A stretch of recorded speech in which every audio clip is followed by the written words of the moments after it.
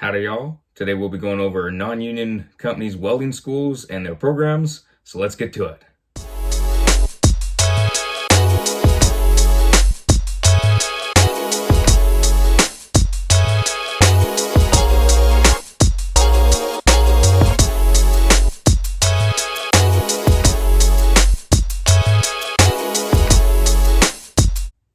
Alrighty, so as a lot of you may have noticed from the prior video about union welding schools, y'all may think that I'm going to be very pro non-union company welding schools.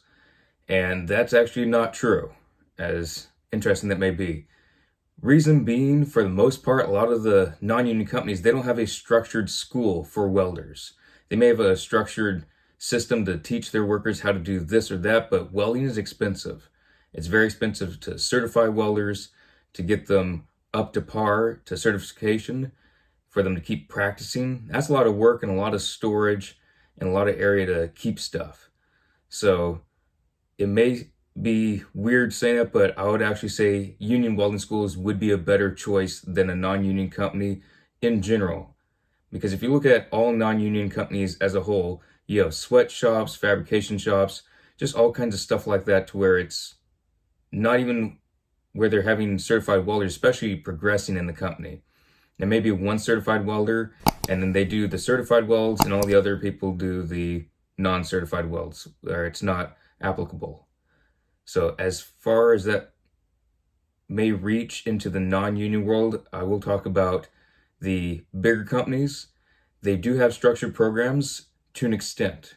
Again, welding is not one of the foremost programs on their reach, because the cost, it's very expensive. It's much easier to hire someone that's been to trade school, welding school, from a community college or a designated trade school.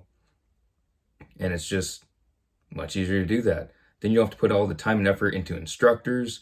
You don't have to put time and effort into a facility for that, because facilities for it's not just a little awning. You teach someone to weld in the afternoon, they're certified. It takes a long time. Even if it's all day, every day, it still takes a while to get someone to where they're good, not just where they're passable. And for anyone that's just passable in welding, I would recommend you take another semester or you hold off. Because if you get out in the field and you're just barely passable in welding, it's not going to look too good when you get out in the field. Because if you just barely get your certification there and you get your license, say, well, I'm certified licensed welder, but you just barely got it, you're going to look like an idiot when you just are barely getting good welds. And I've seen it happen. There's a bunch of welding schools that they just get folks to barely pass. But back to the sweatshops, most of them, they just want you there for the project they're working on. They're not looking for your future. It's just the future of the shop, whatever project they're moving on to. And if someone's going to welding school, they may keep them because someone else is doing all the teaching. They're doing all the learning somewhere else. And then they might progress in the shop, possibly, if there's room for them. If not, then that person's going to want more money. They're going to move out of that shop to a better company, and then they're going to get another welding student or someone who just wants a base labor job. It's just not out there to where the companies are putting huge amounts of money into welding programs. There are some, don't get me wrong, there are some, but it's far and few between. You're not going to have a bunch of companies to where they're going to take months and months trying to train you to weld. Whereas the union, they're more invested into some of that to an extent. A lot of the non-union companies will have is a journeyman welder that will teach the punks how to weld.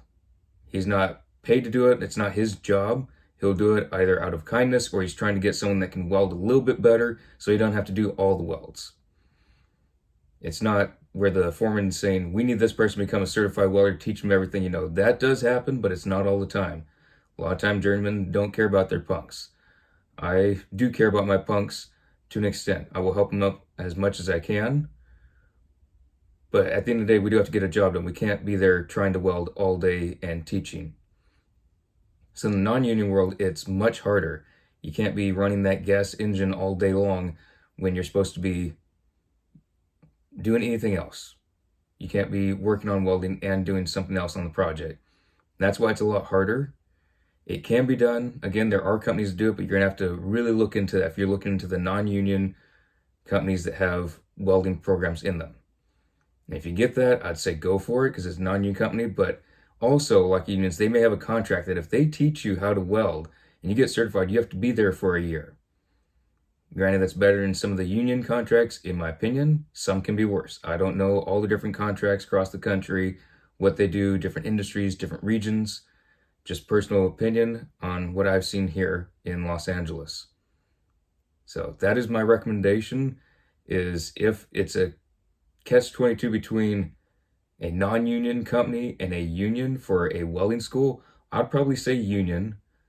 But as you all know, I don't care for unions. I would recommend a welding school while also going to a fabrication shop, maybe a sweatshop sort of thing. It's still experience. It's learning how to fabricate.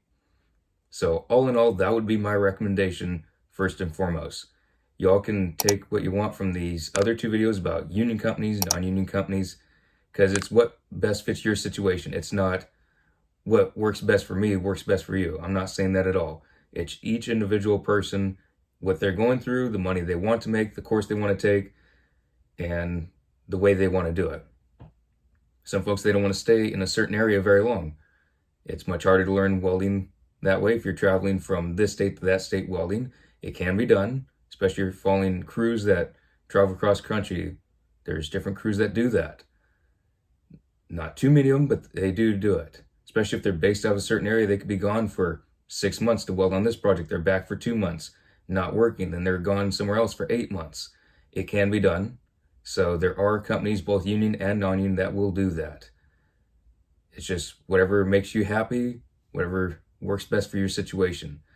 I don't know all the specifics on non-union companies, union companies, because I only know from what's here in Los Angeles. And again, it's a limited amount at that, because I don't know every single company, every single union's policies, regulations, all that stuff. So I'd say look into every avenue. Look into welding schools, trade schools, look into the unions, look into the non-union companies.